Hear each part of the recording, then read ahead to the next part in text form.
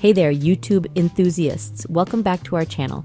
Today we have an exciting tutorial lined up that will take your Google Slides presentations to the next level. I'll be showing you how to insert a YouTube video into your Google Slides effortlessly. Whether you're a teacher, a student, or a professional presenter, this simple yet powerful feature will undoubtedly make your presentations more engaging and dynamic.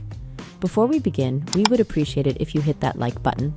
To insert a YouTube video to your Google Slides presentation, follow these steps. Open your Google Slides presentation. Click on the Insert menu. Select Video.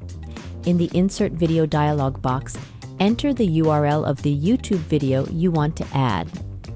Click on the Insert button. The YouTube video will be added to your presentation. You can move it around and resize it by dragging it with your mouse. And that's a wrap, folks. We hope you found this tutorial incredibly helpful.